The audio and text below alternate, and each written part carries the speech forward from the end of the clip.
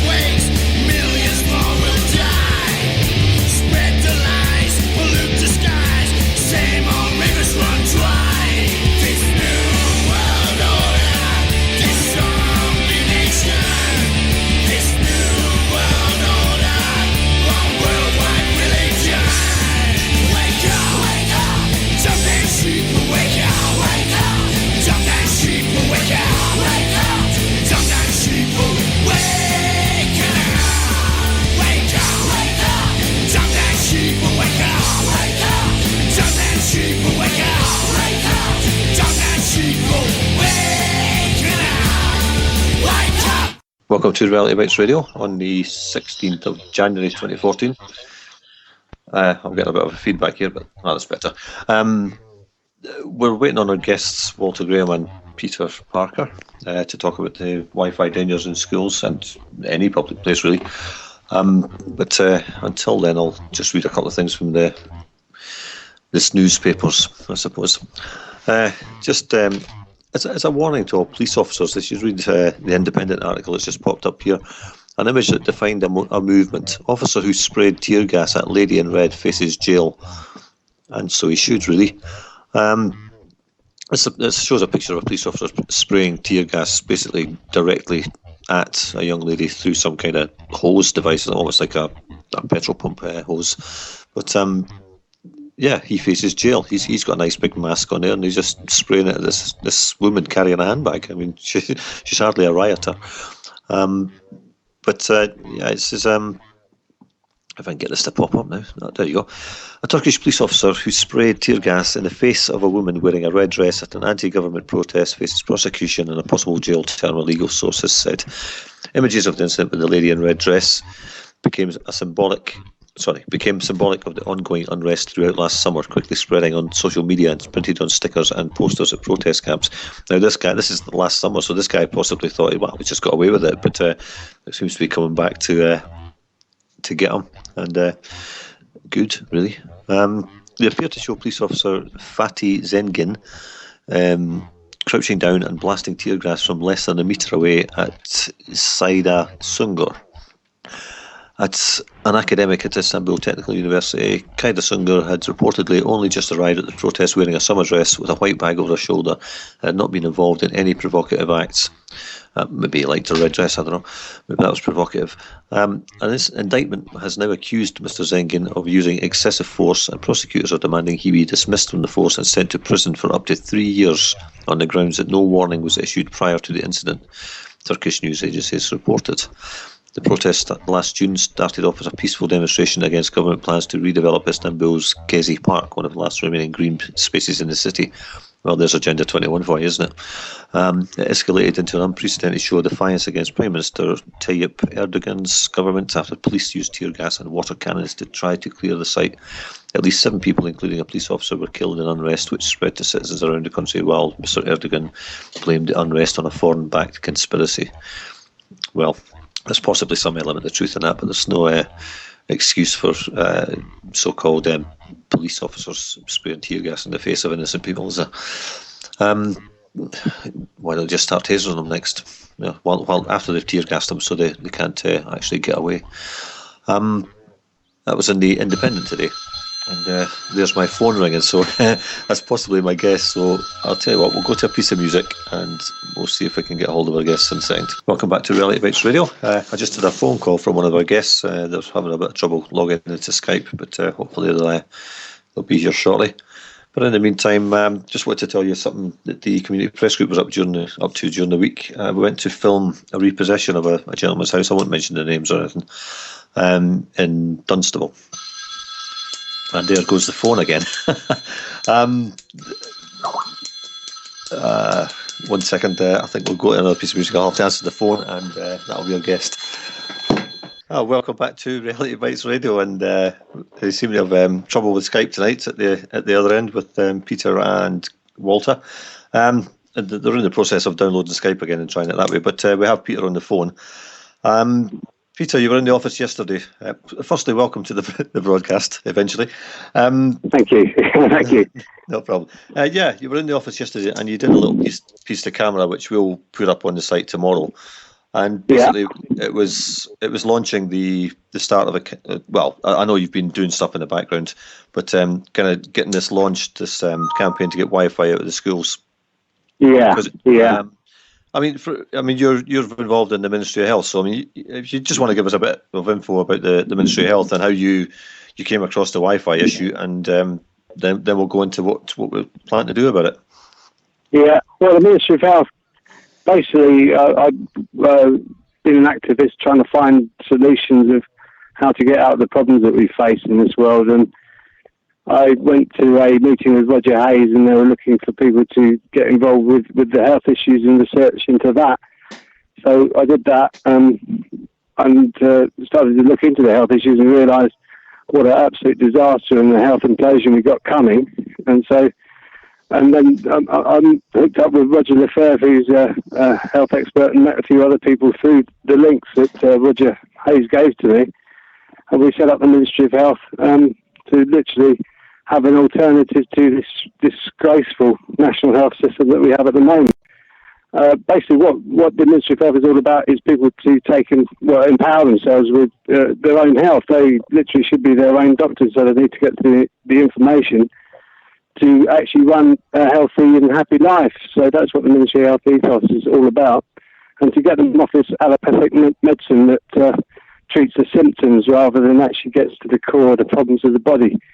So we've got many things on our site already that helps people to do that. But yes, it's all about becoming your own doctor and empowering yourself, getting off the grid, getting off their systems, because their systems are designed to make you sick, basically. And I'm sure many people know about the Liverpool pathway and all these other disgraceful things with the vaccines and all that business. We've got to stop doing this to ourselves, because we all have the right to be healthy. Like Dr. Back said, health is our right, our heritage. So that's what the Ministry of Health is all about, really. Yeah. Yeah, absolutely. I mean, and the sad thing about it is that we pay for it all as well. We pay for our own illnesses to get sick. You know, it's disgusting. They make us pay to make us sick. It's absolutely outrageous. And yeah, well, they're doing that with everything, aren't they? Doing it with the banks and everything. They're making us pay for our own demise. And that's what we've got to stop. We've just got to stop being with the system. We've got to take control of ourselves, and health is the biggest issue, really. Because if you're not healthy, you can't get on with anything. So yeah, we are paying for our demise. Well, we're being forced to pay for this rubbish that they call national health, and you couldn't get a bigger bunch of bozos messing it up than the politicians that we have at the moment. You know, they're well, they all need to be sacked. Basically, we don't need them. So we need to empower ourselves with health. So that's the most important thing. Yeah, absolutely. And I've said it on this programme before. We don't need the government for anything other than emergency services. That's it. You know. Well, yeah, but there's the body. You know, the body when you sprain an arm or whatever, you might need to see somebody who knows a bit more about that kind of thing, or you break a leg, you might need some of the cast, you know, unless you want to get into that kind of casting. But for the actual running to day of your body, you need to understand it. You need to get into balance and find what is best for you, because this carte blanche, you know, well, let's chemotherapy everybody because they've got cancer, is madness, because everybody's body is individual. Everybody is born at a different time. You have different circumstances when you're a child. So therefore, you will need a different solution for your health. So you might not be eating enough, say, vitamin C, or you might not be having enough vitamin D to turn minerals and vitamins in your body to nutrify yourself. So there's all sorts of reasons why you become diseased, and it only is diseased. What they do to us is they whack us full of vaccines, they whack us full of all sorts of stuff, antibiotics. It's all bad for you, and it's all designed to bring you down and make you sick. So, yeah, we've all got to start to really take care of ourselves, and when we are feeling down, let's sort of work out why, rather than just going and reaching for the magic bullet like the pill or whatever, you know, any pill that you take. And running with nature, which is what I've really just recently got into. I'd never thought I'd be doing it. But so for when winter starts to come, we go out now and we pick the rose hips and make rose hip syrup, and we don't get colds in the winter anymore. So if you just go out there, and it's very simple. You just pick the rose hips, get rid of the seeds inside of it, make yourself a potion. That'll be vitamin C. You can just get a couple of bowls full, and you'll have enough vitamin C in those to keep you cold-free all the way through past Christmas. Very simple solutions that we can find to this, and it doesn't cost you any money. So we're starting to get this kind of information onto the Ministry of Health website, together with making cheap, healthy food that you can eat and prepare very quickly. We're planning to get that up onto the website as well. So we need to empower ourselves, because the supermarkets are only going to get more expensive to shop in. The food is going to get worse. It's all designed to implode, and the people who are waking up to this are trying to find solutions for everybody. But you've got to find solutions yourself as well. You've got to empower yourself, and health is one of the bigger issues with this, I think, because we can sort our money out once we're all healthy and together. We can sort all these problems out. We can get rid of the politicians and the bankers, and we could have a great society once we all start to wake up and realise how bad these people have been to us. And health is really important in that aspect, that everybody has the right to be healthy. And what the biggest crime with this, to me, is the way that they are literally making us sick as anything. People are decaying. I mean, people aren't aging. When you get to 50, 60 now, you see the people who've been hammered by the pharmaceutical industry, rather than the NHS, as you would call it, because it's run by the bloody big pharma, excuse my French. And you see them decaying. You see people walking around with open flesh wounds on their skin that is scurvy because they haven't got enough vitamin C in them. And you see them hunching over because of all the bad sort of food they're putting into it, bad dairy, bad meat. It's all bad food. And this has got to stop, because we shouldn't be treating our elderly people like this. We should be looking at what people are eating and making sure that they can be living a long and happy life, which is what we should all be doing. But, I mean, humanity is looking at a massive health implosion in the next few years. And that is what really brought me onto Wi-Fi. Yeah. Well, I mean, talking about food and the National Health Service, I mean, the the phrase national health is an oxymoron, isn't it? Because, I mean, the nation's sick. Yes. It's outrageous. It is outrageous. There's nothing to do with the health.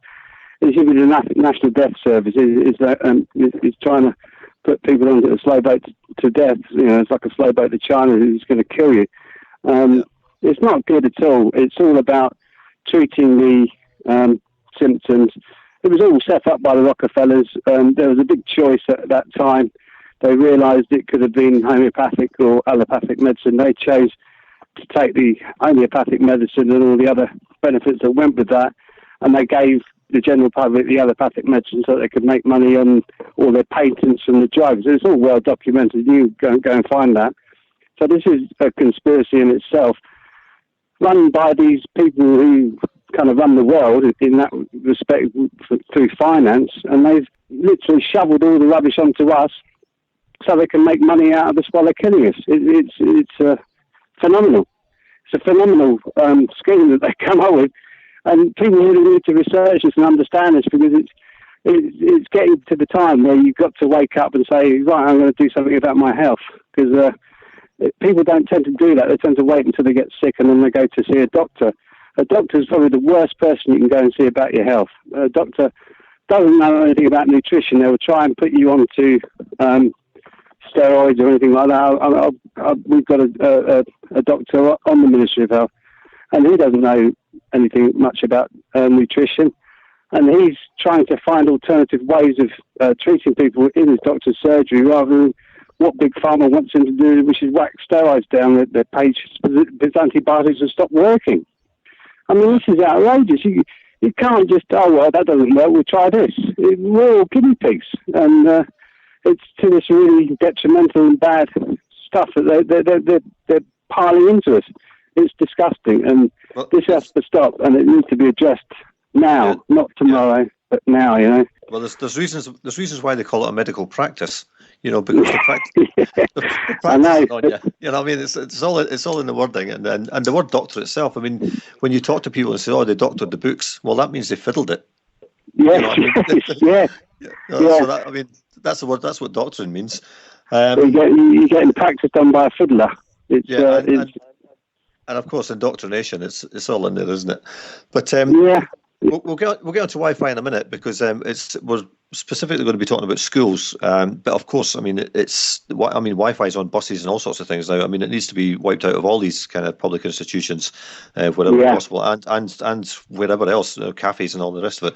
But we'll stick with the food just for a second, because I was talking to Dave, my colleague, who you met yesterday, and school dinners is almost. That's a danger as well to the children in schools. And we were talking about nutrition, because they're getting fed absolute junk. And I wouldn't be surprised if most of that's genetically modified, to be honest with you. I'm not saying that's the case, but, I wouldn't be surprised. Virtually all wheat is genetically modified. So you've got that to look at straight away. So if you're eating any sorts of wheat-based product like breads, pastry, stuff like that, most of that is genetically modified. You've got the odd wheat, like ancient grains like spelt, which aren't so bad, but they've all been mucked about with, and it's basically to bring the gluten out, so it's easier for the bakers to make the bread. So you've got this gluten that's going into their systems, which is very, very hard to get through and digest. You've got the heavily fried food like chips and stuff like that we all love, but it's incredibly bad for you because of the carcinogens that the oil produces when you're frying food like that. You've got them eating very, very little fresh fruit and vegetables, which is essential for children. You've got them pasteurising the hell out of the milk if you take milk. So there's very, very little nutrients in the milk. It's mainly all fat that's being shoved into them. You've got McDonald's and Kentucky Fried Chicken and all these disgusting, vile places that children seem to like to eat out of, and they're allowed to be put near schools, and you've got McDonald's and people like that who sponsor these major fitness events like the Olympics and stuff like that. It's absolutely bonkers that these children should be allowed to do that. I was quite lucky because I was brought up on a fairly good diet, and we were encouraged to grow food in the garden. We were showed how to grow food, and we were quite lucky. But these kids haven't got a chance, because basically what's happening now with the babies, the mother's vaginal bacteria is compromised. So these babies are being born, and their immune systems aren't being produced properly, because the bacteria in the vaginal tract is actually the beginnings of the baby's immune system. So therefore, that bacteria it has been compromised. So they keep whacking all this stuff in, and then they get 25 vaccines up until the age of 2. And then you've got all the baby food that's completely rubbish now and nutritional free. And these children aren't going to live very long. They're becoming sort of almost androgynous. Some of the boys are very feminine. They're not developing properly. It is a health implosion. It's a disaster, and people really got to start to understand that people should be queuing outside McDonald's and queuing outside Kentucky Fried Chicken, demanding these places to get shut down. They should be shutting down all these bakeries that are producing this awful bread that's just no good to anybody. And we should be marching down to Westminster saying, what are you doing to our food chain? Because they're destroying it. They're getting rid of all the organic labels, the seed. I've heard the Soil Association's been compromised, so you've got gangsters in there now. You've got the organic label is no longer organic. You can't really buy proper organic food. You can't. It's difficult to grow your own food because of all the rubbish that's coming out of the aeroplanes that's coming down onto your food. I mean, what chance have these children got, and what are we giving to them? I'm so embarrassed, which is why I'm doing what I'm doing with the Ministry of Health. I'm so embarrassed to meet younger people, and especially with the ones that are waking up and say, well, I'm doing my best now, but I didn't see any of this when I was younger. So all of us who are awake, we've really all got to get involved with this and start to redress these problems. Otherwise, we are in big trouble, big trouble. Well, I think we're getting to the stage where the next generation of children aren't going to outlive their parents. I mean, that's the way it's going, And when that starts happening en masse, I mean, if people don't actually understand what's going on, then they deserve all that's coming to them, really. I mean, because they should be, as you say, they should be up in arms, really. Literally. I mean, if going back to the seeds, I mean, there was a comment earlier, and as you know, and I know, that they're going to withdraw organic seeds, and you'll only be allowed to grow seeds that are authorised by the European Union. Well, they're not going to be healthy, are they? I mean, we know that. So, I mean, at the stage where you have goons coming into your garden and ripping up your food supply, well, I'm sorry, but it's game over unless you fight back, and it's as simple as that. Oh yeah. Some people think when you start to say that, they think you're some conspiracy nut. It says no, it's all in the bills, and you've got really ethical companies. I've just bought some seeds myself, called the Real Seed Company, who say they sell you the seeds, but then they tell you, here, go to the website and then learn how to collect the seeds for yourself and then regrow this for yourself. I'm not having someone come into my garden, if I can help it, to say, oh, you're not allowed to grow that.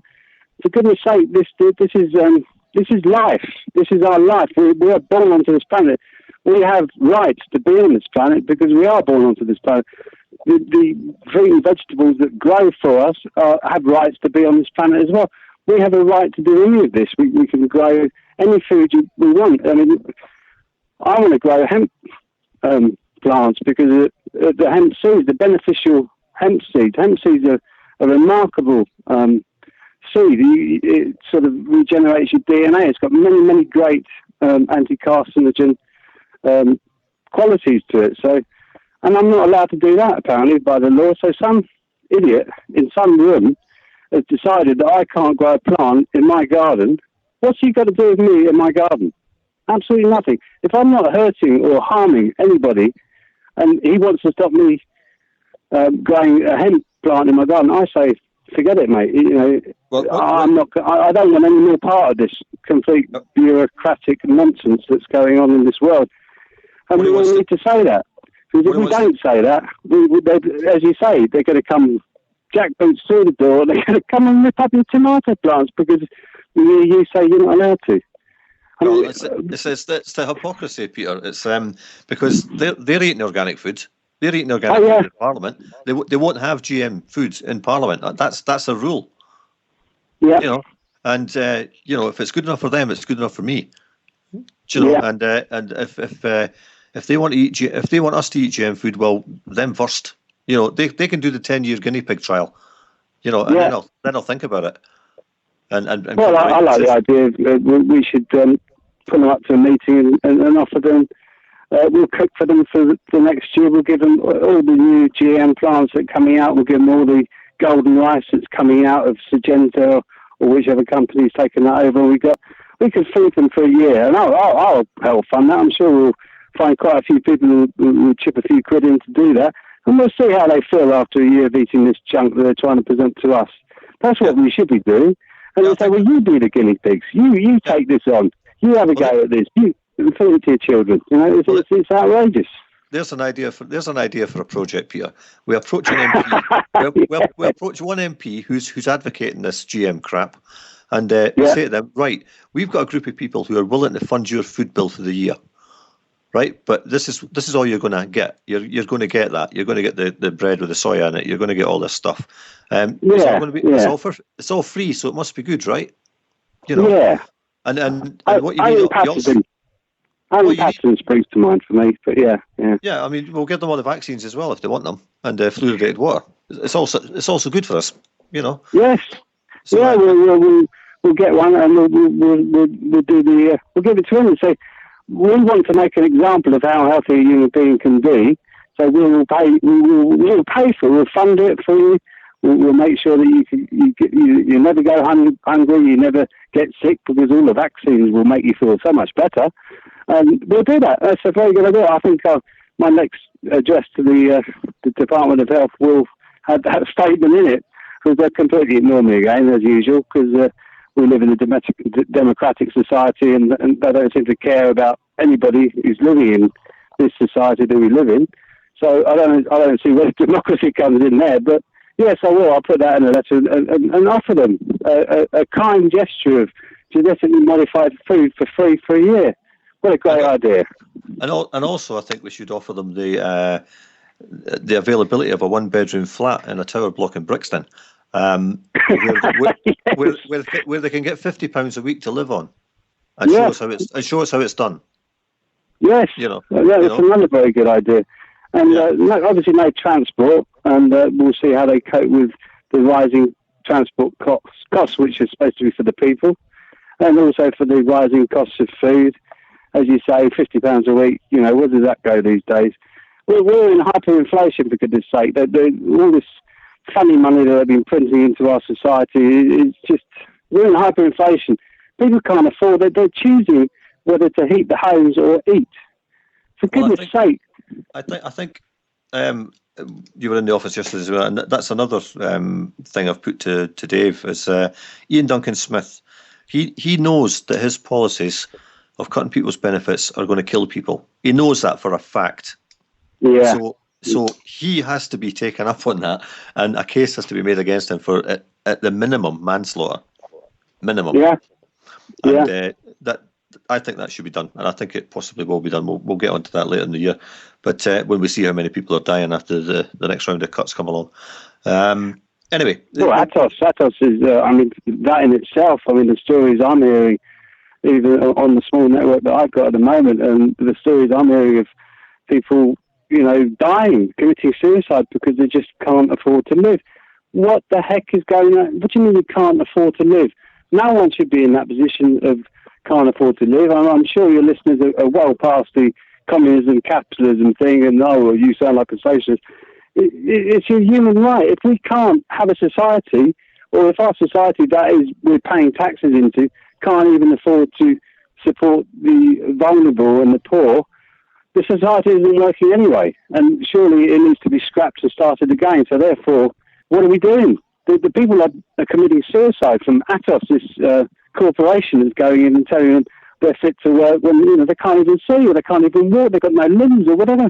These poor people who've had terrible trauma in their life, now Atos are going in and they're committing suicide. This is beyond sick. It's beyond funny. It's I can't believe these people can live in their own skin's territory. It makes my skin crawl. It makes me mad as hell, which is why I'm doing what I'm doing.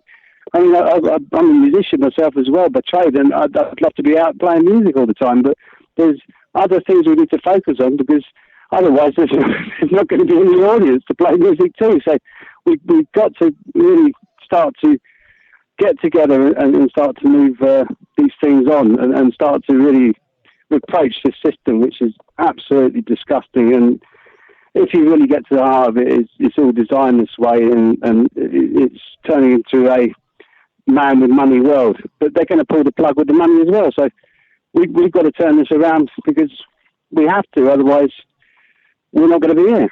Simple as that. Well, exactly. We'll go to a piece of music. I think it's going to be the Kinks and Sitting on My Sofa, and then we'll come back and we'll get into the meat and potatoes, as it were, of the danger of Wi-Fi in schools. No lizards, no aliens, no nonsense. This is Reality Bytes in association with Sovereign Independent UK and One World Chronicle. Welcome back to Reality Bytes Radio. Peter and Walter are still trying to log on to Skype, but if not, we'll get Peter back on the phone. Walter won't use the phone in Peter's house because it's a cordless phone, so that's fair enough, you know. Anyway, I just want to read this article. This is also an Independent today. Sex, drugs and evening all. The police officers that break the law. You know, we were at an eviction the other day and filmed it, and that footage will be up on a couple of sites next week. But I sound like I've been cut off, but perhaps I've not. And we have a police officer admitting on camera that he was there to assist bailiffs. Now, when it was put to him that wasn't his job was there to prevent a breach of the peace. He seemed very, very, how can I put it, embarrassed that he was doing the wrong thing. But anyway, I'm just actually we'll go to another piece of music if that's at all possible, because I've got Peter trying to call me on Skype here, and we'll get Peter and Walter on very, very shortly. Welcome back to Reality Bytes Radio on the 16th of January 2014. We have finally got those gremlins sorted out, folks, and we've got Walter and Peter on Skype at last. I suppose we've finished on the food side of thing and the general unhealthiness of the nation. So we'll move on to the Wi-Fi issue, and particularly in schools. But as mentioned earlier, it really needs to be taken out of all public buildings and all private businesses like coffee shops and all the rest of it, where people are just getting cooked as they sit and enjoy their lattes and cappuccinos. Walter, we've not heard from you yet because your dislike of cordless phones, and I don't blame you really. But just give us a little bit of your background. I know people have possibly heard, well, they have heard you before on this programme, but just a little bit of your background regarding your work with Fluoride, and I believe you're going to go use the same kind of approach that you used in that campaign to expose the Wi-Fi for what it is in the schools. Well, yeah. I mean, I started up an organisation in Northern Ireland, not only on the fluoride, but I also started one up for the mobile phone mast. It's called Northern Ireland Opposing Mass, NIOM. And the idea was to start connecting the groups, because these groups started springing up all over Northern Ireland who were opposing mass. And we started having a large effect because we started debating the companies in front of the community, and they couldn't hold up under questioning. And we got a lot of mass stopped. So that organization was set up to try and get the groups together under one heading. But this was before Wi-Fi. Once the Wi-Fi came in, then I took the whole issue to Stormont, which is our Parliament building, and I set up a conference there with Professor Ulla Johansson from the Karolinska Institute in Stockholm, who flew over and gave a 2-hour presentation on the harmful effects of Wi-Fi to humans, where he showed studies that showed that it caused infertility, it was causing memory loss and learning difficulties in children, behavioral changes, sleeplessness, migraine headaches, all kinds of stuff he had scientific studies on. So, I then was trying to introduce it into the school system. through the teachers' associations. They all came, all the principals associations and the different. We even had the parent teachers groups there. We had NIPSA, the large civil servants union, was there. We had the children's commissioner there, and we got the unions to agree to send in letters saying they wanted the Wi-Fi disconnected, and that they wanted hardwired classrooms. The education authorities just ignored them. That's as far as we got with it. But a number of the schools then took the Wi-Fi out, and they hardwired their classes. Well, I mean, this is, and then I mean, some of the stuff you mentioned yesterday, I'd like you to repeat again regarding the testing of this stuff, and the fact that the government hasn't done any, basically. No. I think that's a cop out on their part, or it's a deliberate ploy on their part, so they can blame the individual principals or headmasters, whatever they're called these days, for actually accepting it without actually doing their own research. So I mean, do you want to talk about that a bit? Well, what they've done is they've gotten out of the way of the liability of what they've done, because they've offered the Wi-Fi to the school, and the principal has taken it in and put it in the school. The minute that the principal accepted the Wi-Fi, they weren't forced to. They then took the legal and financial responsibility off of the education authority and also off of the companies who's supplying the Wi-Fi. So the principal themselves is culpable. If some kids get hurt or they suddenly all come down with infertility or cancer of some kind, it'll be the principal. And they'll have to lose their home or whatever it takes. They believe, wrongly, that the insurance that the school has or that the education authorities have will cover them. But there is no insurance company will cover for Wi-Fi or microwave damage. So they're actually uncovered. And it's the principal themselves who are putting their house and their future on the line. They just don't know it. So, I mean, I've been advising parents and stuff to bring this to the principal, tell them what the situation is, and then see if they still want to go ahead with this. Well, I was talking to Peter yesterday in the office, and I think one issue we're going to have is that if we don't get the parents on board right from the start, and get them to disconnect the Wi-Fi from their own homes, yes, then we're going to have a problem, because whatever case is taken against the school, well, the school will turn around and say, well, you've got it in your own house, and obviously that doesn't deny that there's a problem with Wi-Fi, but what it does do is it passes the buck back to the parents who are using Wi-Fi in their own homes, so they can't prove it either way, whether it was the school or the home. Do you know what I mean?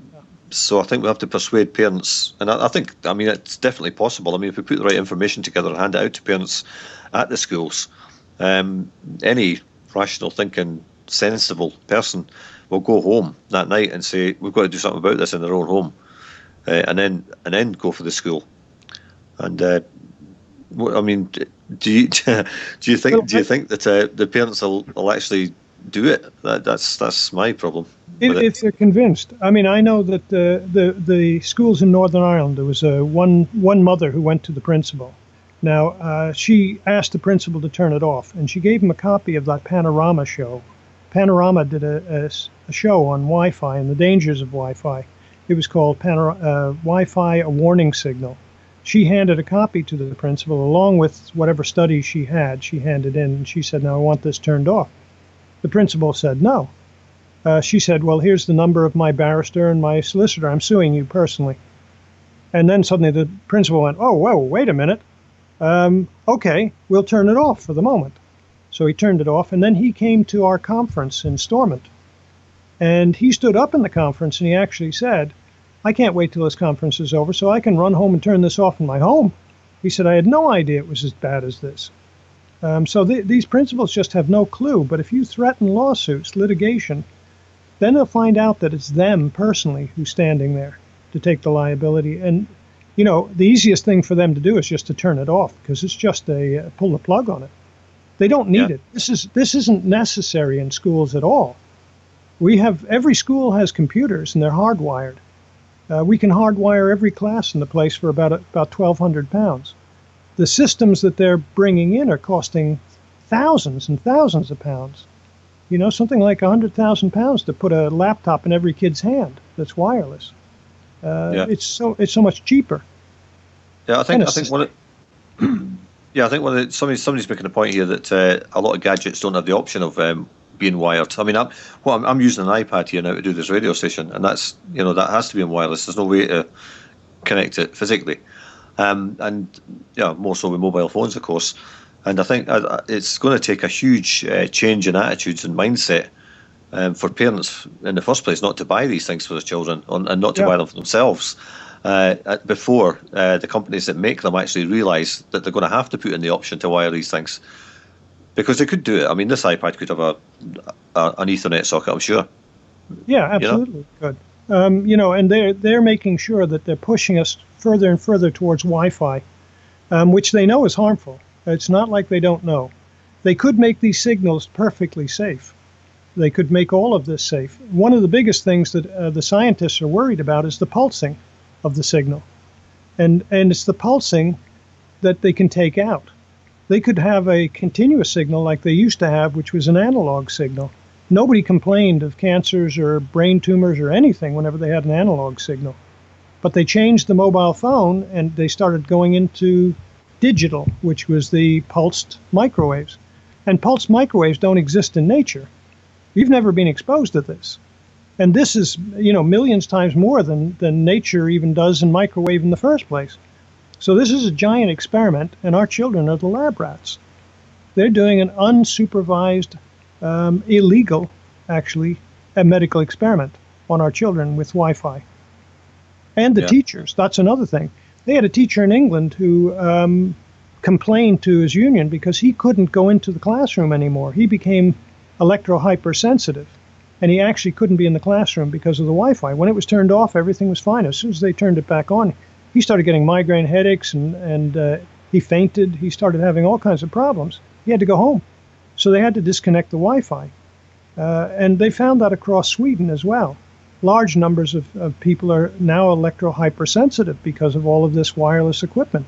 They can't even hold a hairdryer anymore. And the government in Sweden is actually paying compensation to them. They're moving them to northern Sweden and giving them homes up in the north of Sweden. I think they have 375,000 people on a register right now who are all electro-hypersensitive because Sweden was the first country to get all of this wireless equipment. So they've had it a lot longer than the rest of us. Well, I mean, I know I believe it's Holland, is it, where they'll come around to your house and line all the walls with reflective materials to stop the Wi-Fi coming into your house. Is that correct? They do it in Sweden. They actually come and they'll put aluminium foil all over the walls. They have special paint which has titanium in it, and they'll paint the ceilings and the floors with this titanium paint, and then they'll put screening on your window and actually give you curtaining that has titanium in it or silver in it. And they try and block out all the signals. And usually that works for a lot of people, but if it doesn't work, they will then actually move you physically up to northern Sweden where there's very little of this signals. Very few people live up there, and they'll give you a home. Now that's the Swedish government admitting that all of this wireless equipment is doing harm to the population, and there's some people who are more susceptible. Yeah, I mean it's like your argument with the fluoride on the toothpaste tube. It says in the United States that if you swallow a pea-sized drop of this stuff, you get to a poison control centre immediately, but it doesn't say that in the UK one. I mean, there's no difference between UK children and American children, in the same way there's no difference between Swedish people and British people. We're all human creatures, as it were, and we're all going to suffer from the same thing. So if one government's admitting this is bad for you, then the rest of them should be paying attention. It should be a worldwide thing. Yeah, absolutely. It can't be safe for one group of people and unsafe for another. No. It's just it's bizarre. But anyway, Peter, you still there? Yeah, I'm still here. Yeah. Let's talk about this campaign in the schools. And you told me yesterday you've got 3 schools identified where you're going to start this off. I mean, don't mention the schools or anything. But have you worked out what kind of approach you're going to start off with? Because I think, as Walter mentioned earlier, the teachers I mean, they're kind of in the middle of it as such. But if you get the parents actually having a go at the teachers, and the teachers actually realise the danger, then the teachers are going to go to the headmaster. There's no need for parents to get confrontational with headmasters. If the teachers put enough pressure on the headmaster, that should do it. But I mean, if they won't do it, then of course the parents have to take it up. But I wonder how many of these women. I wonder if there's any way of finding out how many pregnant women have had miscarriages in these schools. Well, like everything else, they don't keep figures. On a different note, it was. I won't go into that, but I had airport problems, and they don't keep figures. The government don't keep figures on anything. They're literally wiping their hands clear of this Wi-Fi issue. So yes, it is, like Walter's quite rightly pointed out, it is the head teachers that are culpable for this. So our plan is to go in and serve notice to these people to say, we are supplying you with this information. We're mainly doing it with the Barry Trower report with other Wi-Fi research. And we're going to say, you have this information, you have a duty of care to these children, to look after these children. So therefore, you are culpable for this problem that will be caused to them for having this technology in your schools when you don't need it. And then once we approach them, we will find out what the answer will be. And then if that doesn't go to plan, which is, i.e. they turn the plug off, we will start to take action with them. We'll take, obviously, legal advice, and we'll start to take action and try and get this into the courts, because and sue them individually to say, you have this duty of care. And this is disgraceful, because this is such a big issue. We're walking into really unknown territory here, and we shouldn't be using children as guinea pigs. And I know these people in these big corporations are. I mean, if we just can nip back to the genetically modified food arena again, just to change subject, just to prove my point. With Syngenta, they've been testing the golden rice on Chinese children, and what they've done is they've not told the parents that these children are eating this golden rice, but the schools are aware of it, and these children don't want to eat it because it tastes so funny and it makes them feel sick. But they won't allow them to eat anything else until they finish the golden rice, and then they'll take the blood test to see what the effects this golden rice has had on them. This is what they're doing now. They're just treating us as guinea pigs. There's no actual official statement to say this technology is safe, and these teachers will give them the benefit of doubt, say that they won't be aware of it, but we will do everything in our possible powers to take these people with a lawsuit and take them to court and try and drag them through that way. And I'm sure they will start to wake up a bit then, because everyone seems to be walking around in the dream world. We've got this stuff happening all around us, and Wi-Fi is one of the biggest things that I've come across that is going to be causing mass depopulation, because of it affecting the ovaries and testicles of these young children, because the proteins around their genitalia hasn't actually formed properly. So this pulse radiation will I think it's the actual figure is 67.7%. We're going to have like stillbirths and miscarriages from these children doing this. And as I explained earlier, with the compromise of the bacteria in the vaginal tract of women now, these children are going to be devastated. We're going to go down to a population, the mathematicians have said about 1 in 8 now we're going to go down to in 60 years' time, which means this country will need to have a massive immigration policy just to run the infrastructure. So this is the kind of problem we're looking at. So we need to serve these head teachers notices. And people quite often ask me, oh, I can't do anything, what can I do? This is a prime thing. We're going to have on the website the notice, we're going to have the Wi-Fi report, we're going to have also the hard copy of the Wi-Fi report that people can buy at cost, because we're funding all of this, by the way, out of our own pockets, so they can buy at a cost and take this to their teachers, print the notice off and take it physically to their teachers, the head teachers of each school in the country, and say, what are you going to do about this? And then all they need to do is relay the information back to us. We'll gather all the details and we'll make further inquiries from that.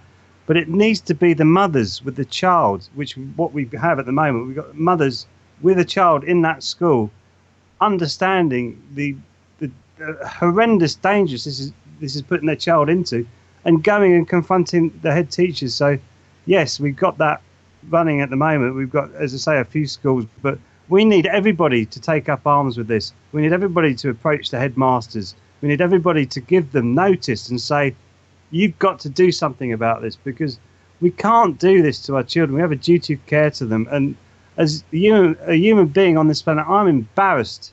I'm embarrassed that I can't do more to try and make their future a good and rosy future, that they can live in health and happiness, which is what we need at the end of the day as human beings. So yes, the campaign has been inspired by many conversations, and my friend Walter here has been one of those inspirations. Yeah, I think you've obviously got contact with Barry Trower as we have, and I think we have a real potential to actually get Barry Trower into one of these schools and talk to the teachers and the principal, of course, if he allows them in. And as Walter said about the guy in Stormont, the headmaster there, I think if these guys and headmistresses, of course, actually hear the information firsthand and actually understand it, because it's not rocket science. It's fairly simple stuff, and if they've got their own science teachers in those schools, they should be able to explain it to them, and I think it'll have a domino effect. I think once one or two of these headmasters realise not just that they're going to be principally responsible for any damage that happens to these children and their own staff, who they also have a duty of care to, then it will have a domino effect. Primarily on the health side of things. Not necessarily the litigation, but the ones that want to stick it out and then leave it switched on, well, they deserve the punishment that's going to come to them through the courts, because it is going to happen. I tell you what happened in Northern Ireland as well. One of the schools that turned this off, the principal, it was an elementary school. He turned it off, and he noticed, and all the teachers started talking about it in the staff room, that all the children had changed, dramatically calmed down, and all the behavioral problems disappeared. They suddenly had a whole group of different children after the Wi-Fi was disconnected. And the principal himself hadn't realized he was having migraine headaches, and he hadn't even realized that the router, which for the Wi-Fi, was outside of his office pointing in. And once it was taken away, all his headaches disappeared. So we don't know what's going on in these schools. Nobody's really doing any studies or any homework on what's going on. How many kids could we change dramatically their behavior if they could get this turned off? And the biggest study that was ever done was done by the industry itself, and it turned out that it does behavioral changes in children, makes them depressed, it makes them hyperactive. So there's all kinds of stuff that could change here if we could just get this stuff turned off. Then people would believe it. That principal is now totally convinced because he saw the difference in the children. So I think, it's just bringing this to them.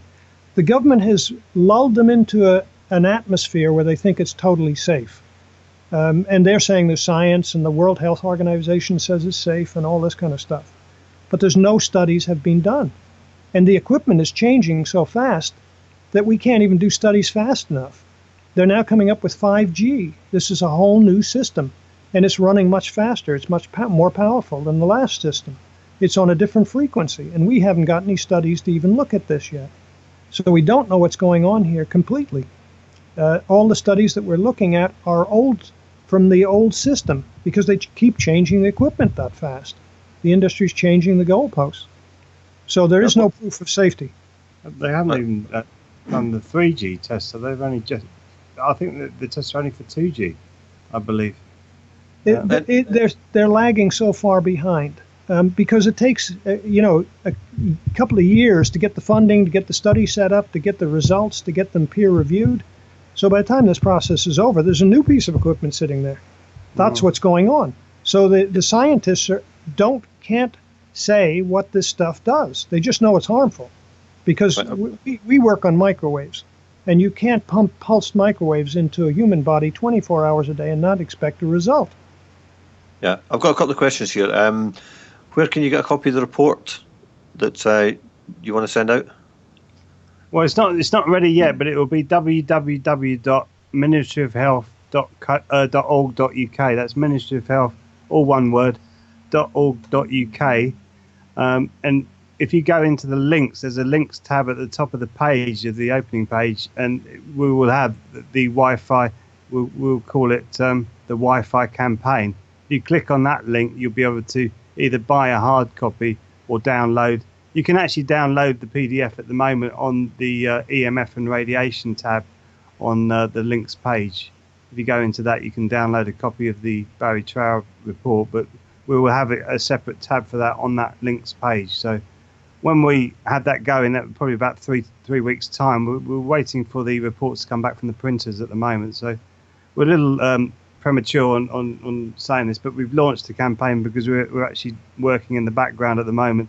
But we do want people to come forward and help us with this, because this needs to stop.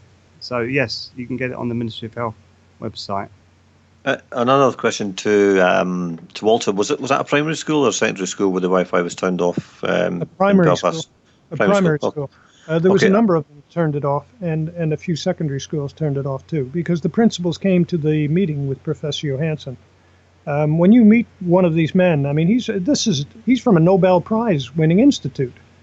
He's a professor in two different institutes, the Royal College of Technology and the Karolinska Institute. Once you've heard a presentation from somebody like this who's telling you that there is no safe limit, that all the things the government is telling you are lies, you're not the same after you hear about the studies. Once you find out how conclusive this is, that there's harm from this stuff, you're just not the same afterwards. Yeah, what I think is very important about that is, I mean, like all this stuff, when you get people coming forward telling you that the government's lying to you on things that are actually physically killing you, then people start to look at the government and say, well, what else are they lying about? And then you can start on the road. Well, actually, vaccines have never been proven to work at all, ever.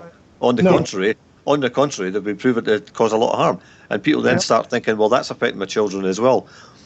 And, we go down that route and they finally actually get it, that we're being murdered, That's actually what happened with me with fluoride. That was the first thing that I looked at, and I found the government was lying. And once I proved it conclusively that they were lying, I was stunned.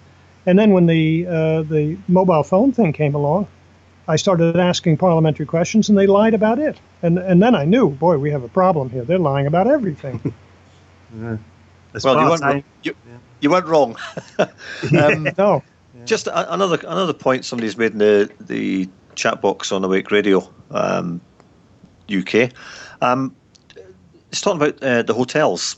Now, he's basically saying he used to stay in hotels with his through his work, and one had routers in the rooms right next to your bed, as all the hotels are now expected to offer wireless for business use. Now, I wonder, if you went to, say, a Holiday Inn, for argument's sake, and you put that report to them. I mean, they're a big private corporation, and you can imagine if they were threatened with a lawsuit for every hotel they had. Wouldn't that be an interesting one?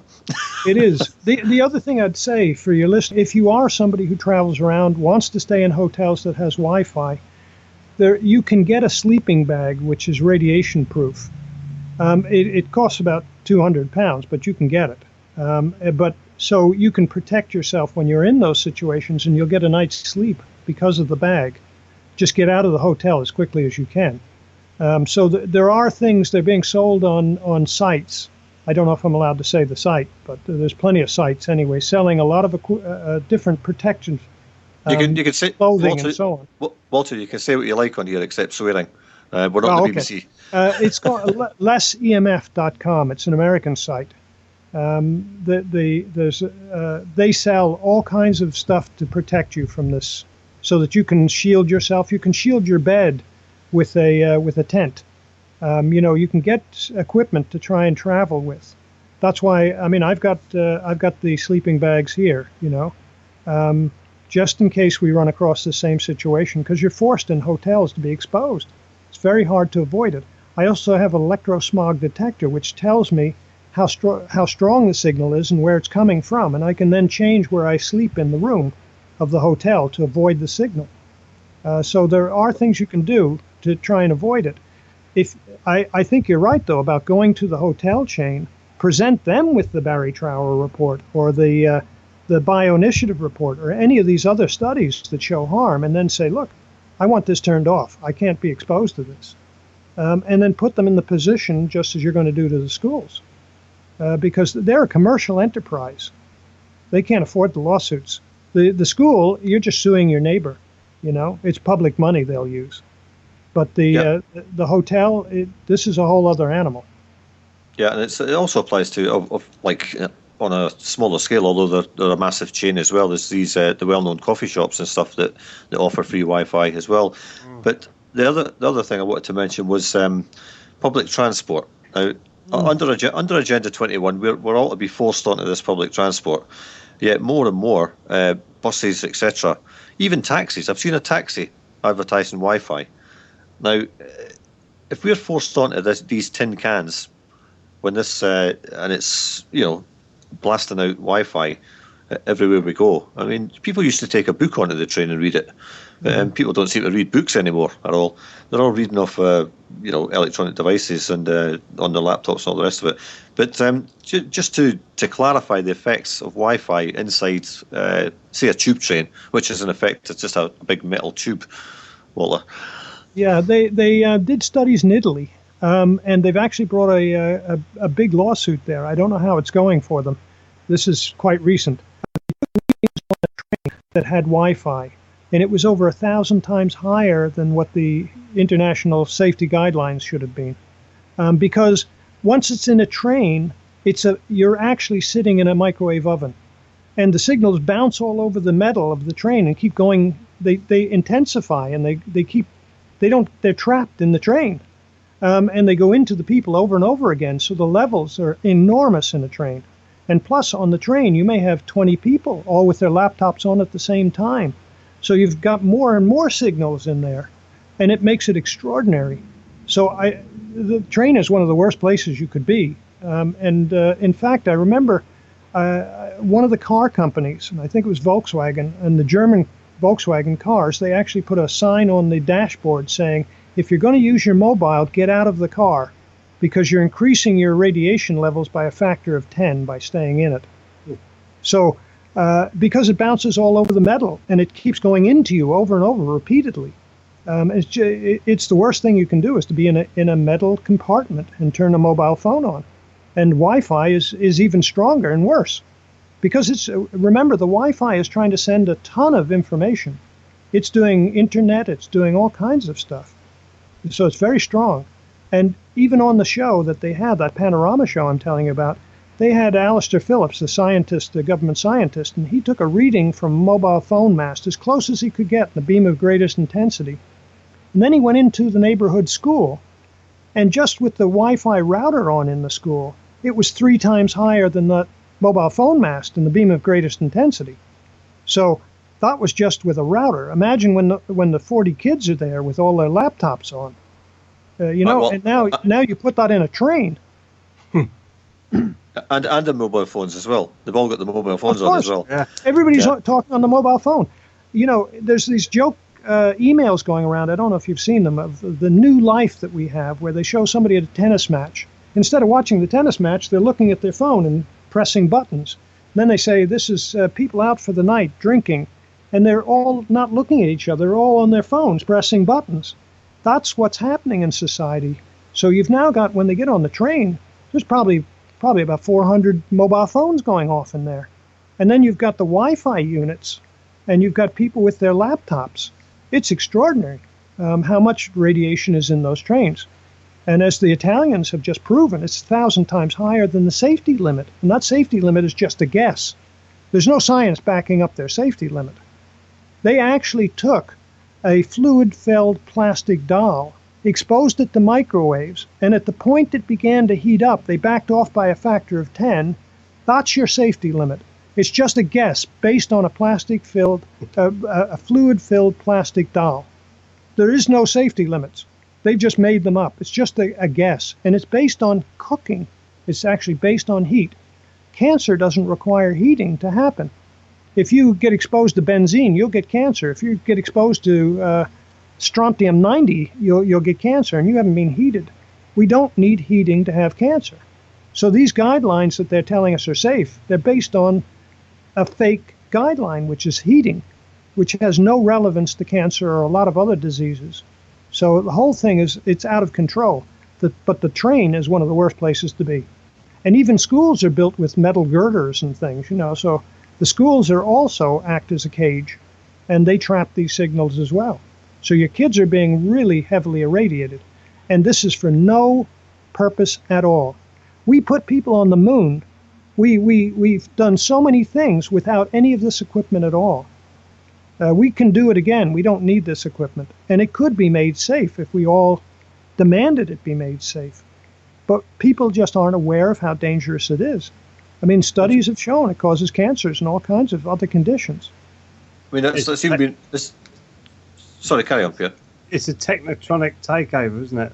This is what Brzezinski was talking about in his books.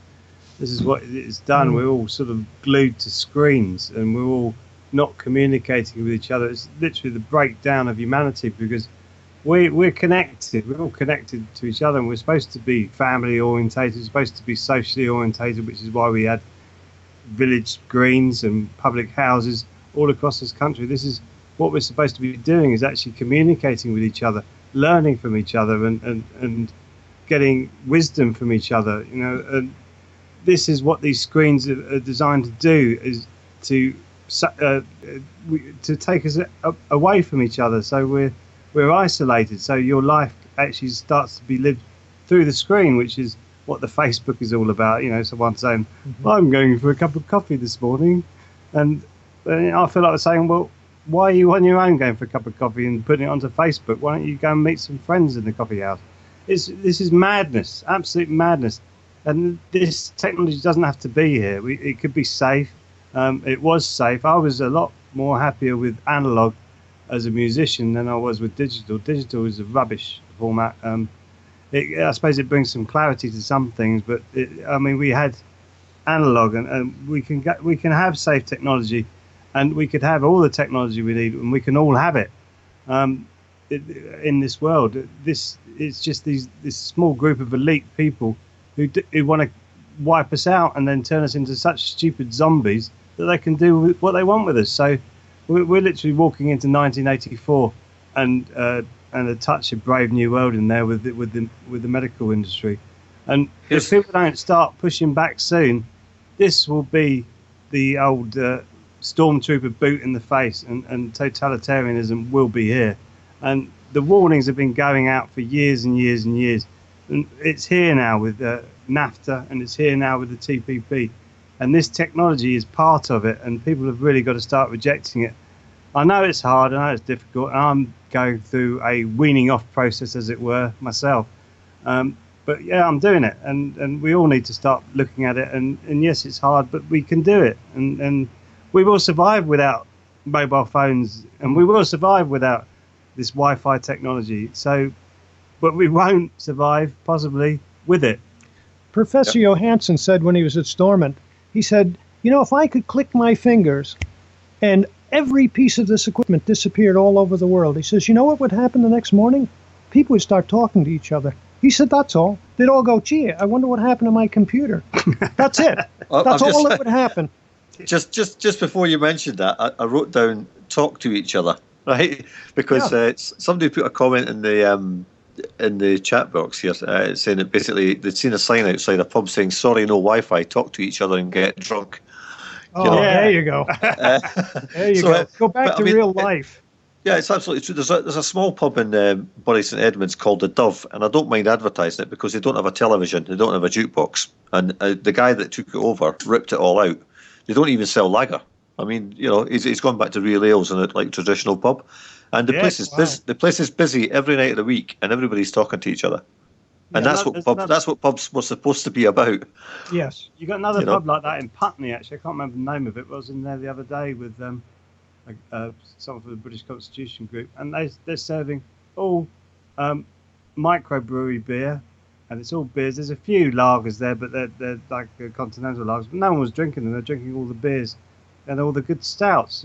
Like Guinness used to be a good stout, but since that was it Diageo taking it over, It's like a fluoride concoction. So yeah, good beer. Get away from all the lager. It's all genetically modified. All the ingredients going into these big lagers now. So yeah, go back to talking to each other. It's nice to go into a pub and meet people. When I was younger, we used to have pubs. Everybody knew your name. You could go in there and you're guaranteed a very good evening. These pubs now, they're becoming sterile, and there's no friendliness anymore. We've got to go back to those old values. They were fantastic with the communities, because then we start to talk to each other, and then we build what should be our constitution or our democracy. So we choose that, so you have a direct say in it. People are just stuck on these screens and letting these bureaucrats do whatever they want to them. This is madness. Well, of course, they don't want us talking to each other, and that's the reason they put the music into the pubs and all the rest of it, to stop people actually communicating. And you mentioned the lady on Facebook who said, "I'm going down to the so and so for a cup of coffee." It's very hard from somebody in the north of Scotland to go for a virtual coffee with somebody in California. They don't have real friends. These people are just they're delusional. Yes. Yeah. My daughter said to me at one point, she says, I've got 3,000 friends. And I said, try asking them for a transfusion and see how many you've still got. There won't be anybody. They aren't friends. They're just names on a computer. It's a virtual friend. If I had 3,000 real friends, I can guarantee you that every month I wouldn't have to do anything to earn any money, because they'd all give me £1 each, wouldn't they? Absolutely. Yeah. Absolutely. And wouldn't that be a great way to live? We all give each other £1 each every month, and that'd be it. We wouldn't have to do anything, just fight the good cause. I'm sorry your £1 will be a bit late in the post this week. Yeah. Oh, well, I'll get 2 next week, mate. Yeah, that's right. Anyway, on that note, we'll go to another song, and then we'll round up the last half hour. This is "We Are the Physics" and appropriately networking. No lizards, no aliens, no nonsense. This is Reality Bytes in association with Sovereign Independent UK and One World Chronicle. Welcome back to Reality Bytes Radio, where we're being tracked, traced and listened to on a regular basis by GCHQ. So the next holiday season, I believe, is Easter. So happy Easter to you all. And I hope you had a very happy Christmas and a great New Year down the pub with your mobile phones and your Wi-Fi. What we were talking about off air, we got onto the fact that these devices are all tracking devices. I mean, this iPads, it asks you for your physical location if you want to give it. I mean, why you'd want to do that when you're looking up a website on health or something? They just want your location, basically. I was talking to producer Paula, who said that her friend's phone could tell her that it would take her 1.5 minutes to walk across the street to somebody else's house. Now, I don't know how it knew what speed she walked, but there you go. That's fairly accurate, I suppose. But it's called a smartphone. It's a smart. Yeah, it's very smart. Yeah, she didn't even know how long it'd take her herself. Her phone was far smarter. But it dawned on me a while ago when I got the first mobile phone that had a sat nav on it, and I was in a city and I thought, I'll try this out. I thought, oh, that's great, And I got there 2 minutes before I was supposed to, and it dawned on me that the phone knew I'd been speeding, and that down the road I would eventually get fined through my mobile phone. And as we go more and more cashless and contactless paying and paying with your mobile phone, that's definitely coming. I've no doubt about it. But you would, as a tracking device, Walter, you brought that up about the tracking capabilities. Yeah, I was just saying too that in France, I lived in France, and they'd built a new road, one of these super highway things, and it was a toll road. So you had to keep stopping at these toll booths, and paying another 25p or whatever it was. And they then ticketed from the time you got on the motorway to when you got to the end. They knew you had to be speeding to make it there. And so when you got to the last toll booth, he handed you a ticket for a couple of £100 for having speeded, right? And so they were watching you. So everybody got off the road. Nobody went on their new superhighway. They all stuck to the old roads. So they withdrew the tracking because they needed you to be on that road to pay the toll. And I think we're really coming down to that same route is they are going to be able to hand you a ticket over you having a mobile phone. It's going to track your movements and how fast you're going. Your car already has a GPS in it. So they can follow you everywhere, and they'll know how far you've gone and what speed you were doing to get there. So I think you're going to start getting tickets in the post, and they'll start promoting this. Also, under the Google terms and conditions on one of the Samsung phones, it says if you want to download one of those sat navs onto the phone, it said this will give Google permission to track and trace you at any point, at any time, whether you have the GPS on or not. I mean, it's outrageous, and people are going in with consenting to this contract. It's unbelievable. I mean, why doesn't people say, "Well, I don't want this. I'd turn the thing off." You know, looking at that, I'll turn it off and say, "No." You know. I mean, go back to what. What's that? Go back to what Walter was saying about the guy getting fined a couple £100 for speeding down the superhighway. I mean, it's always made me laugh, this average speed limit that you get. It's cropping up more and more now, and it's going for longer and longer distances. So obviously this is going to be rolled out on every road in the country. So you won't know if you've been speeding or not, basically. But I mean, the logic of it just doesn't stand up to any kind of scrutiny. I mean, if the average speed limit is 60 miles an hour over a 10-mile distance, that means you can speed at 90 miles an hour for 5 miles and drive a car at 30 miles an hour for the other 5. You've not broken the speed limit. It's, but that's very true. Yeah. That's true. So it makes no sense whatsoever. No, none of this makes sense. It's only a money-making scheme. They're finding more and more ways to suck money out of us. That's really all that's going on here. And this technology is allowing them to get more invasive into our private lives and what we're doing, who we're meeting, where we're going. And this new thing that's coming out, which is the smart meter, they're going to be putting into every building in the world. That's going to start following you as well. And that's also microwave. So they're advancing this whole concept because you took on a mobile phone. Yeah, Walter, do you know of any schools that have got smart meters? I don't know of any at the moment, but they must be there. I'm assuming because America has them all over. So American schools do have smart meters. Yeah, I mean, that's maybe another thing to look at, because, I mean, that's compounding the problem completely again, isn't it? I mean, well, of course. I mean, our exposure now to microwaves from nothing about 20 years ago to now, we've got millions of times more microwaves than we ever were exposed to. There's just no way of telling how bad this is going to be, but the scientists who've done these reports believe it's going to be incredibly tragic, and we're going to lose a lot of people here through infertility, through cancers of different kinds. And already, what used to be the biggest killer of children for about the past 15 years was leukemia, childhood leukemia. Now the biggest killer of children in Great Britain is brain tumors. So what's changed in a child's head to give them brain tumors suddenly? It's this equipment. We're exposing them to this equipment. And the problem is the children have a thinner skull. They have a thinner ear. So they absorb 70 times more of this radiation, 70% more radiation than does an adult using the same piece of equipment. So the adult feels fine, and then the kid gets a brain tumor.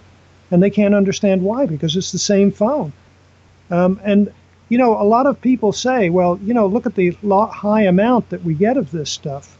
I remember saying that to Professor Johansson. He said, it's the pulse that's causing the problem. And it doesn't matter how low an amount you get, the pulse is still there. And if it's what's triggering the tumors, then it doesn't matter how high or how low the amount you're getting.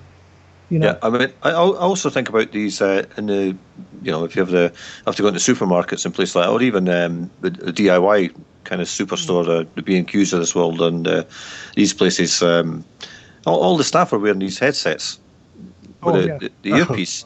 I mean, again, is it worth going in to the manager in one of these supermarkets or DIY places and saying, here's a report, blah, blah, blah.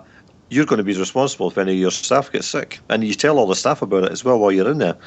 And say, I've just told your boss that if any of you come down with a brain tumour, you're going to sue him. And see how they react to that. Yeah, it's always worth trying. You never know what's going to happen. I was in a Marie Curie hospice a friend had cancer and was dying, and I noticed that they had Wi-Fi routers and decked phones and all kinds of stuff all over the place. They had these Wi-Fi routers at every nurse's station, every corner you turned. There was another one. I couldn't believe it. So I wrote to the head of Marie Curie, and I pointed out about Professor Johansson. I sent her the bioinitiative report. I said, you've got to take a look at this. Your staff, the people who are the cancer victims, they're going to die within the 2 weeks or a month. But the staff are there full time. You have to take a look at this, because you may be creating cancers in them through this exposure. Certainly, it didn't make sense to me to have a Marie Curie with laptops. I mean, they could have hardwired. Nobody's going anywhere. They're stuck in a bedroom.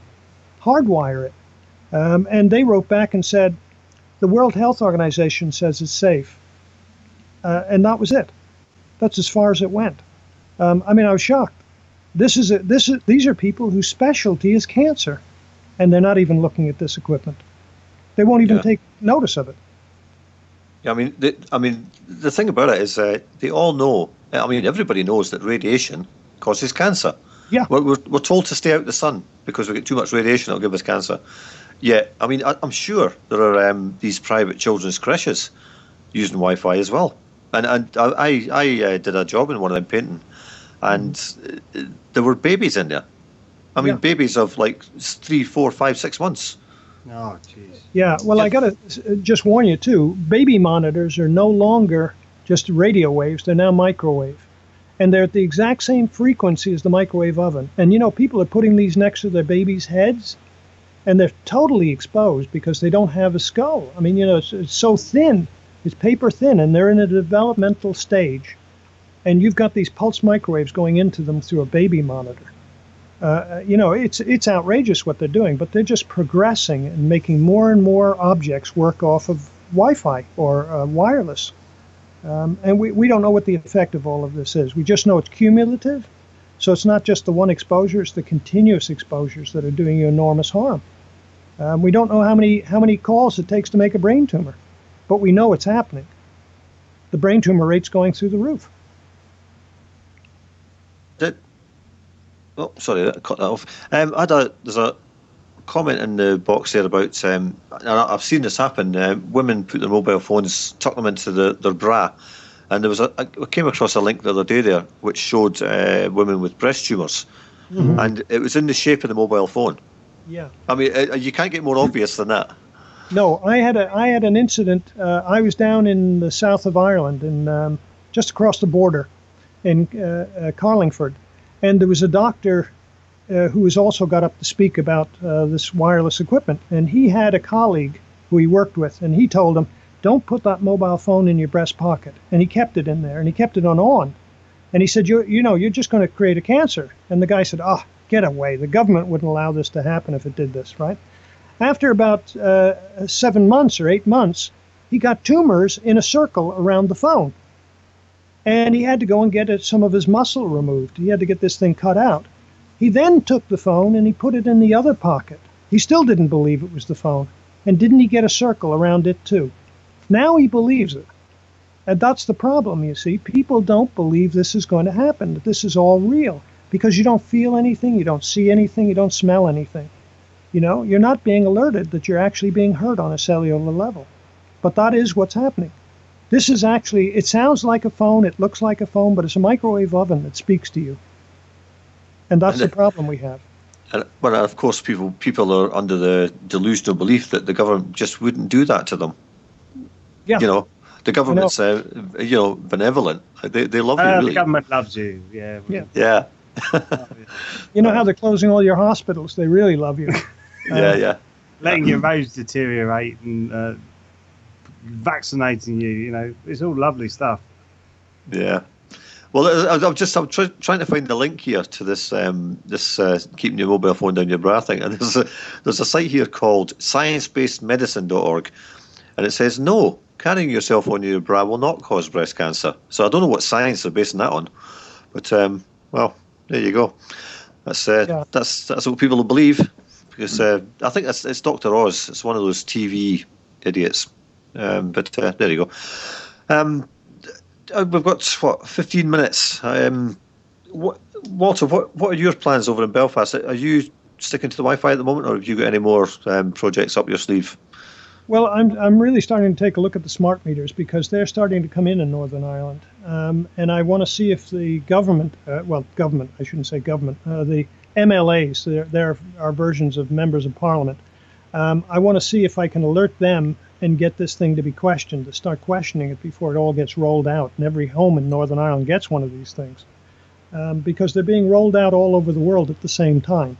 So if you put in your search engine smart meter and you name off any country, a company will come up. The name of the company will come up who's installing it right now in that country. So this is a worldwide push to take over all of the utilities. They are going to be taking over all the electricity, the gas, and the water on the planet.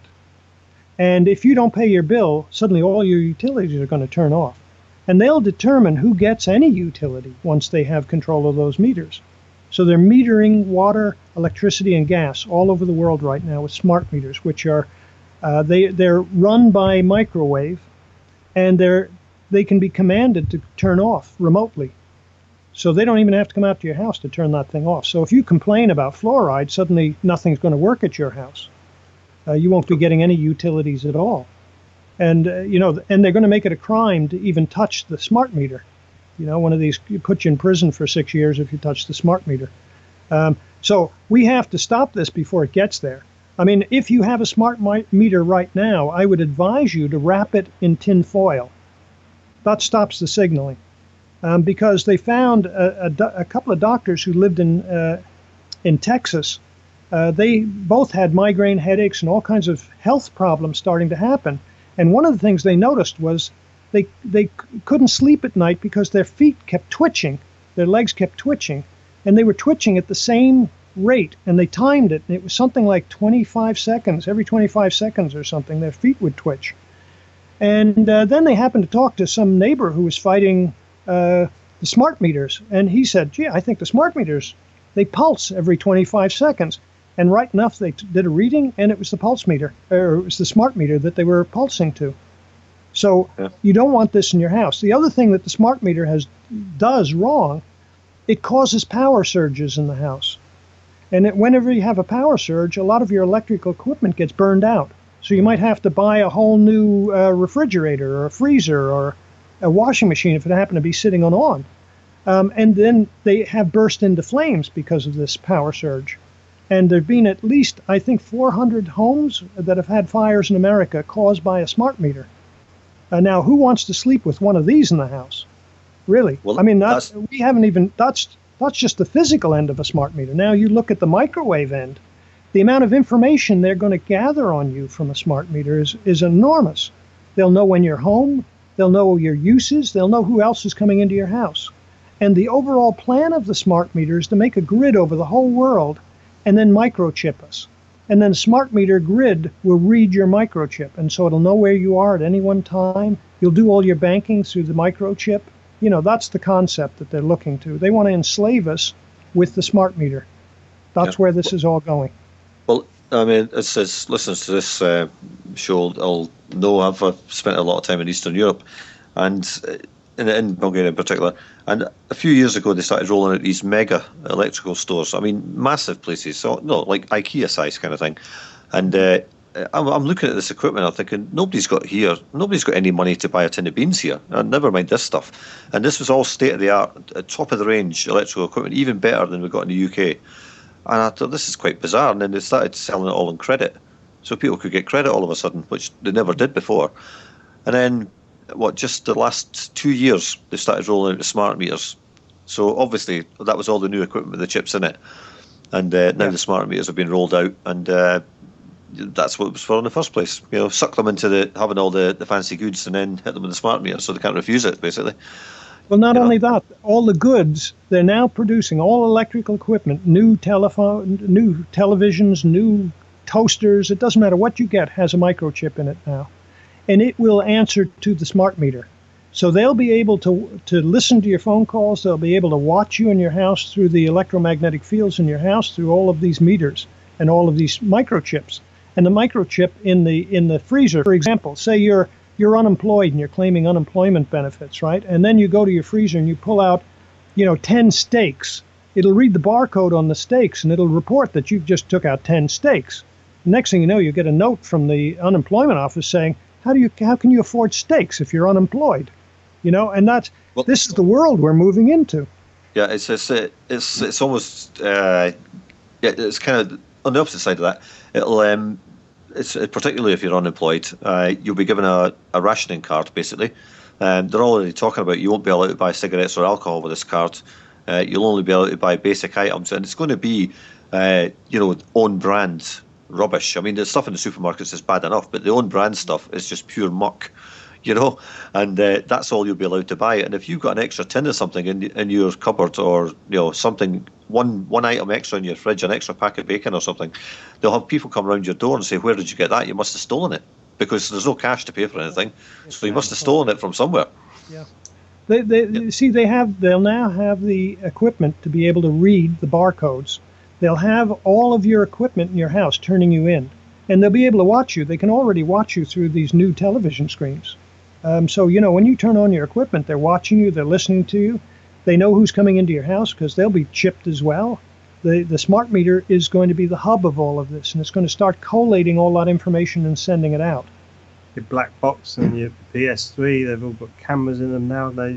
We're just totally we're building the walls to our own prison to be monitored as well, and we're building our sort of roadway to an early death. And a very unpleasant one at that. So this is really, all of this has got to be addressed now, Yeah, the first stage is to refuse any of this equipment. And you don't have to have a mobile phone. You don't have to have a Wi-Fi enabled laptop. You can get hardwired for all of this. You can use ordinary telephones again. You can plug them back in again. We don't need this equipment. We've survived from the Ice Age till now without it. We can do fine without it. Believe me. Until they make this stuff safe and it's not a spy piece of equipment.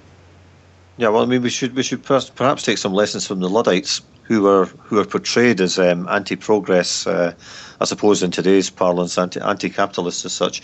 But the thing about the Luddites is they saw the use of their weaving looms, their own inventions, being used to persecute the workers, and it's about, and they destroyed their own inventions. We have to not just say no, but encourage people who are using this stuff on a large scale, like school teachers, to in effect destroy that equipment by just simply switching it off. To destroy its use by switching it off and have nothing more to do with it. I mean, that's where we're at. We're kind of, we need to reverse this technology completely and just do away with it. Because, as you say, there are still phone boxes on the streets of Britain, and I have never seen anybody in one. So, I mean, that's how far we've come, where people, they're connected 24 hours a day, and basically they're having to explain where they are to everybody. Somebody texts you, "Where are you?" Well, before mobile phones, nobody would bother their arse where you were. What are you doing? What are you doing? Well, you'd say, "What's none of your business what I'm doing?" If somebody, But now you feel you've got a text and you go, "I'm obliged to reply to this now," and before you know it, you've been on there for half an hour sending messages back and forward about nothing. Yeah. And it's just drivel. That's the problem. People are getting brain tumors over absolutely trivial stuff. This isn't life-saving, what's going on here. I remember when somebody said to me, "Oh, yes, but you're against progress." I said, "No, I'm for safe technology. I'm not against progress. I just don't want everybody to get cancer who touches this. I think it would be a lot better if we had something that was safe." Just a thing about the phone boxes. Alan Taylor-Shearer, who follows this broadcast at 10 o'clock, he said the phone boxes are Wi-Fi hotspots. That's why they're still there. So there you go. But I mean, maybe they've got maybe they're going to put antennas on them and microphones so they can listen to people as well. Who knows? Someone was saying the other day that they hear the children, sleeping with mobile phones under the pillows. Yeah. And what people have got to realise is anyone who's got anything to do with any children whatsoever is get all this technology out of the bedroom, so at least they can sleep it's a start to move it out away from these kids, because to sleep with this technology under your pillow is absolute insanity. With this, you will never get proper sleep. And when I heard that, I was horrified when you're realizing the damage that this is doing. So yeah, people need to get aware and start warning parents of children to say, we've got to stop this, because there will be ill health. Nobody in their right minds would want any children to be harmed. So, but in saying that, when you see the propaganda that we're living under, which is probably about 70 to 80% coming from Bernays and all these other people aren't in their right minds at the moment. They've got to wake up and say, this is dangerous. The train is coming, and no matter how much good intention you've got for it not to hit you, it will hit you if you don't do something about it. So it is time to get off the railway tracks and say, okay, we're going to stop this train, or just let it fly by and go nowhere. So we reject this technology. And I'm sure there would be safer alternatives. As Walter pointed out earlier, we had analog, and we got radio. It's all to do with this smart grid technology. I know that for a fact. I've heard bankers talk about it, and they're proud of it. They're absolutely proud that this is coming in, so they can track and trace every aspect of our life. And what they're doing, they're getting the vulnerable students who are lazy and saying, "Oh, don't worry, we'll look after that for you." The state isn't there to be our nanny. It was on the radio. There was a radio presentation the other day, and they said, "Well, the state will support you. The state should be there. We are the beneficiaries of the state. We're not, and they are the trustees for us. So we should be benefiting for everything that the state is doing. At the moment, that is completely reversed. We are absolutely being hammered by this statist culture. So we've got to turn that around. And part of that is getting rid of these horrible telecommunication industry people who are knowingly putting this technology onto us. And we need to start saying, all right, we're gonna have you for this. We're gonna take you to court, and we're gonna serve you notice to say you are breaching human rights. And your human right is you have the right to exist. You have the right to clean air. You have a right to a safe and healthy environment. We've got none of those at the moment for various reasons, and one of them is the Wi-Fi. So, yeah, it's time to get parents to really look at their children and make sure they're looking after them properly. Yeah, the trouble with that train coming down the tracks is it's probably a smart train, and it's full of people on their mobile phones. And the driver's sitting in the cab watching a movie on his iPad. You've got to find the hub, Neil. You've got to find the hub. Yeah. Alan Taylor Shearer's just posted a photograph in the Awake Radio chat box. It's the top of a BT phone box. It's got BT Wi-Fi. You're in a BT Wi-Fi hotspot, and that's one of the phone boxes. Lovely. So there you go, and it's got a nice picture of a semi-naked woman stuck to the wall inside it as well. So maybe you can get her on her mobile. I don't know, but with it, yeah. So 2 minutes to go. So I suppose last word to you, Walter. Oh, wow. I would just tell people to cut down on their exposure, get rid of this stuff. If you have to live with it, if you're stuck in a place and you can't get a wired connection, turn the whole thing off, unplug it, and only turn it on when you actually are on it. So you cut down on your exposure enormously. A lot of people leave their laptops and all this equipment on at night, and they're exposed while they're asleep for no reason at all, no advantage. Get rid of your deck phone, those cordless walk-around-the-house phones.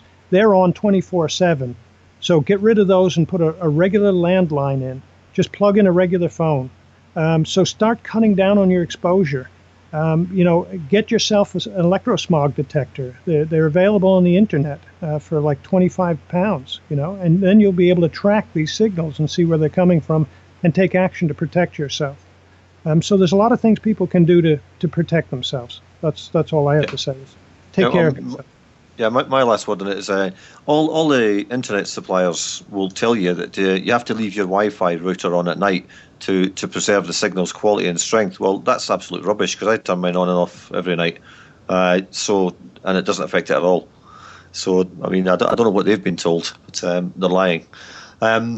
Okay, thanks very much, folks, and that's the end of the broadcast tonight. Coming up now is Alan Taylor Shearer.